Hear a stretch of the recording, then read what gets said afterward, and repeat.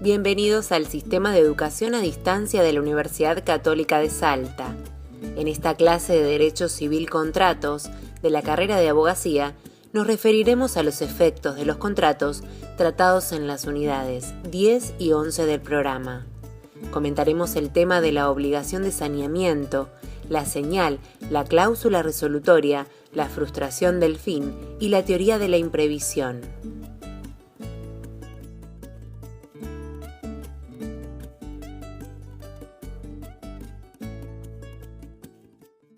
Como decíamos en la presentación, hoy vamos a ver los efectos de los contratos y también la extinción y adecuación del contrato.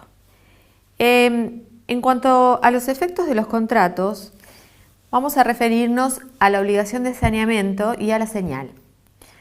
¿Qué es sanear? Sanear es limpiar. La obligación de saneamiento incluye tanto la garantía por evicción como la de vicios ocultos o vicios redivitorios, antes llamados vicios redivitorios, hoy llamados vicios ocultos, en un lenguaje más sencillo.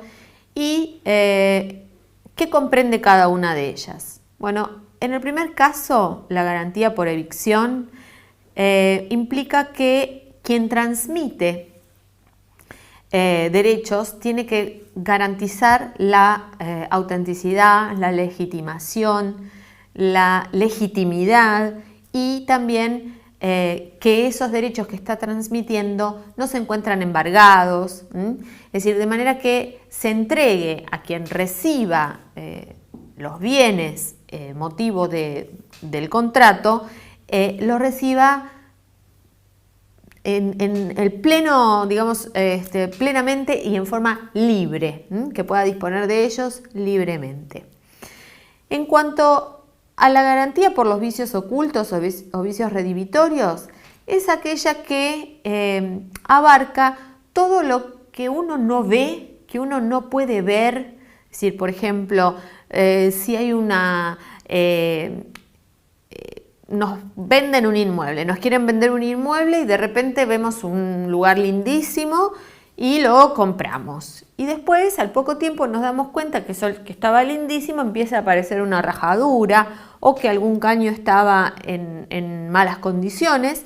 Y entonces, quien nos transmitió, quien nos vendió ese bien, debe responder por ese vicio oculto. Es decir, a eso se refiere entonces la obligación de saneamiento, tanto desde lo que hace a la existencia y legitimidad del derecho que se transmite, la garantía de evicción, como a el estado en el que se encuentran los bienes que se transmiten.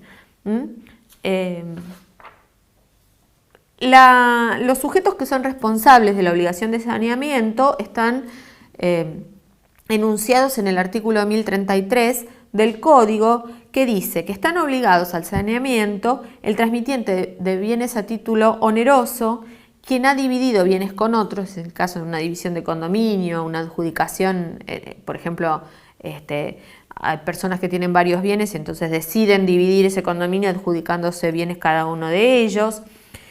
Sus respectivos antecesores si han efectuado la correspondiente transferencia a título oneroso. Entonces, en principio, estos son los que están obligados por el artículo 1033 a esta garantía. Y en el artículo 1034 dice que comprende tanto la evicción como la de los vicios ocultos. ¿Sí? Bien. Otro de los efectos de los contratos es la señal. Hoy llamada señal, antes llamada seña. En el Código de Comercio se la llamaba, en el viejo Código de Comercio se la llamaba también seña, señal o arras. Hoy está tratada en el artículo 1059 y dice que, en primer lugar, podemos definirla a la seña como aquello que yo entrego como signo o manifestación de mi voluntad de querer celebrar un contrato. Ahora, lo que ha cambiado con este nuevo Código Civil y Comercial de la Nación es ¿Qué efectos produce esta seña? Si da derecho al arrepentimiento o no da derecho al arrepentimiento. En el viejo sistema, que teníamos dos códigos, el Código Civil y el Código de Comercio, el tratamiento en un caso y en el otro era distinto. En los contratos civiles, lo que uno entregaba en concepto de seña daba derecho al arrepentimiento y como consecuencia, si se arrepentía el que entregaba la seña, la perdía, y si se arrepentía el que recibía la seña, tenía que devolver lo que había recibido en seña más otro tanto de su valor. Así decía el Código Civil. Y en el Código de Comercio era lo opuesto, la seña era confirmatoria del acto. El artículo 475 del Código de Comercio, que estuvo vigente hasta la reforma, se establecía que todas aquellas sumas que se entregaban en concepto de seña, señal o ras, eran consideradas como entregadas a cuenta de precio, principio de ejecución del contrato, con lo cual no daba derecho al arrepentimiento, salvo pacto en contrario, o sea que se podía pactar que fuera penitencial. En la unificación de los códigos, la reforma del Código Civil y Comercial de la Nación optó por esta vía, es decir, que en el nuevo código se entiende que lo que se entrega en concepto de seña es confirmatorio de la celebración del contrato, salvo pacto en contrario. Esto significa que las partes pueden pactar que la seña, en lugar de ser confirmatoria, sea penitencial, dando en consecuencia derecho al arrepentimiento. ¿Y con qué pena? Bueno, justamente lo mismo. Si el que se arrepiente es el que entregó la seña, la va a perder, y si se arrepiente el que la recibió, tiene que devolver el doble. Esto está establecido en el artículo 1059 del nuevo Código Civil y Comercial de la Nación. ¿Qué se puede entregar como seña? Bueno, en el artículo 1060 lo que nos dice es que pueden ser dinero o cosas muebles, y que si es de la misma especie que lo que debe darse por el contrato, la señal se tiene como parte de la prestación si el contrato se cumple, pero no si ella es de diferente especie o si la obligación es de hacer o de no hacer. En cuanto a la extinción, modificación y adecuación del contrato, vamos a ver lo que antes se llamaba pacto comisorio y que ahora se llama cláusula resolutoria, la frustración del fin y la teoría de la imprevisión. En el primer caso, la cláusula resolutoria, bueno, antes estaba legislado en un solo artículo, hoy está legislado en varios artículos. El sistema es bastante similar. Vamos a definir y ver qué implica esto de la cláusula resolutoria. Esto implica que existiendo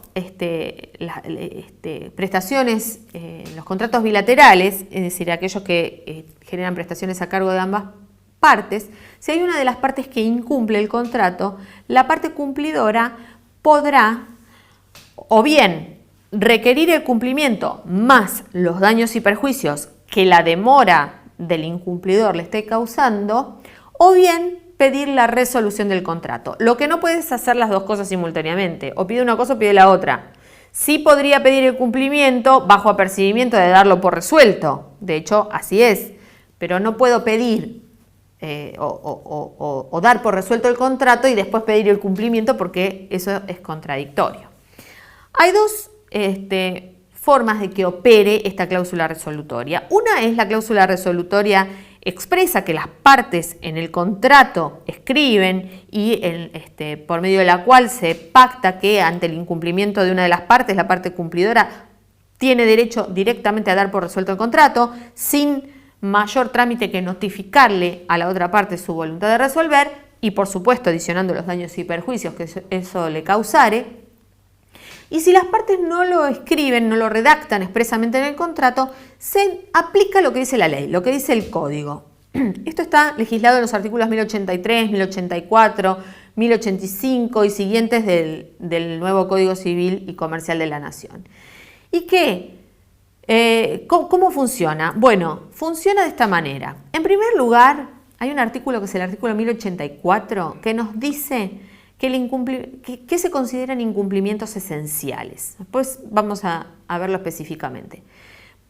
Frente a un incumplimiento de tipo esencial, la parte cumplidora tendrá que intimar a la parte incumplidora para que en un plazo no menor a 15 días, salvo que un pacto expreso, los usos y costumbres se estableciera en un plazo menor, para que cumpla.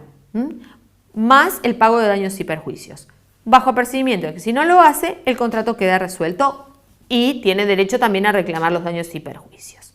De esta manera funciona el pacto comisorio, tanto el expreso, que las partes redactan en el contrato, como el implícito. Les decía, y uno aún todavía no se acostumbra al lenguaje del nuevo código, uno sigue llamando pacto comisorio y el código lo llama cláusula resolutoria.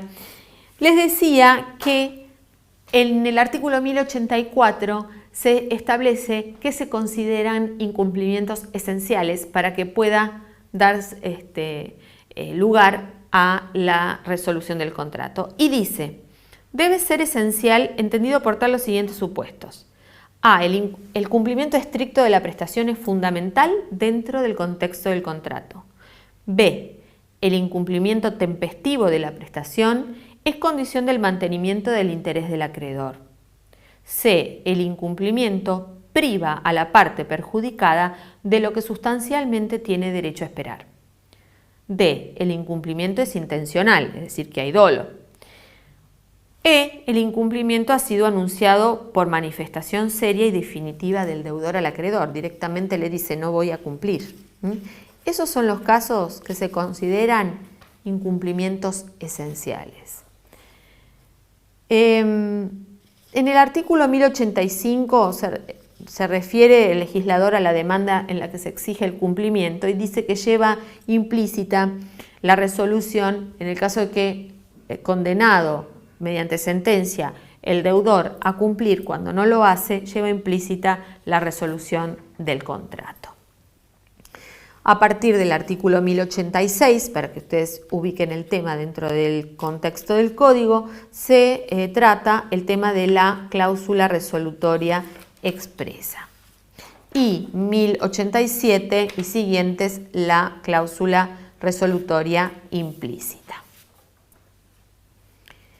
Hay algunos supuestos en el caso de la cláusula resolutoria implícita en los cuales, por excepción, no es necesaria la intimación. Esto entonces en cuanto a lo que hace a la cláusula resolutoria. ¿Qué es la frustración de la finalidad? Bueno, esto es algo novedoso dentro del código, por eso es interesante que lo tratemos. Esto se remonta a el 1600 más o menos en Inglaterra. Hay algunos casos bastante, digamos, pintorescos, como es la coronación de el rey Eduardo VII en el año 1902, en el cual se habían alquilado balcones para ver el paso de el rey a su coronación. Resulta que el rey se enfermó y la coronación no se pudo hacer esos días, entonces se habría frustrado la finalidad por la cual yo había alquilado el balcón. Y hubo varios casos en los cuales las resoluciones que se tomaron fueron opuestas. Pero lo cierto es que nuestro código lo recepta en el artículo 1090 y autoriza a la parte que es perjudicada a declarar la resolución. ¿Sí? ¿En qué casos? Y en aquellos casos en los cuales se avienen circunstancias extraordinarias, alteraciones extraordinarias de las circunstancias existentes al momento de la celebración del contrato, que sean ajenas a las partes y que supere el riesgo asumido por la parte afectada. Para finalizar con el tema de la adecuación del contrato, cabe hablar de la teoría de la imprevisión. ¿Qué es esto? Puede suceder que al momento de celebrarse el contrato imperen determinadas circunstancias y que al momento de tener que cumplirse, las mismas por acontecimientos extraños a las partes y extraordinarios se tornen, la prestación a cargo de las partes se torne excesivamente onerosa. Entonces, ¿qué pasa? ¿Se puede solicitar la resolución? Sí, pero también se puede restablecer el equilibrio del contrato adecuándolo por voluntad de las partes. ¿En qué caso se aplica? Entonces, en los contratos conmutativos, de ejecución diferida o permanente, en los aleatorios, cuando las causas ajenas al riesgo sean ajenas al riesgo propio del contrato, que la prestación se torne excesivamente onerosa por esas alteraciones extraordinarias y sobrevinientes. La parte afectada puede pedir la resolución total o parcial o la adecuación del contrato.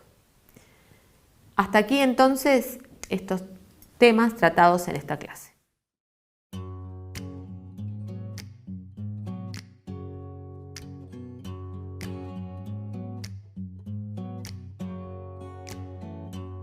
En esta clase nos hemos referido a los efectos de los contratos bilaterales.